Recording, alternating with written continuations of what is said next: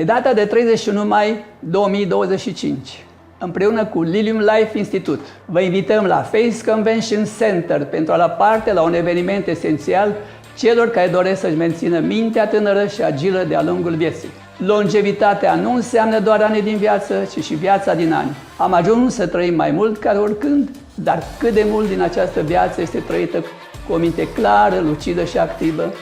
La acest eveniment voi vorbi împreună cu domnul academician Alexandru Vlaciurea despre longevitatea creierului, prezentând în fața dumneavoastră principii prin care putem proteja sănătatea, prevenind declinul mental și procesul neurodegenerativ. Ne vom onora cu prezența personalități venite din Statele Unite ale Americii, Germania, Portugalia și Japonia. Vă așteptăm să descoperim împreună cum să avem nu doar o viață mai lungă, ci și un creier mai tânăr, mai sănătos și mai performant.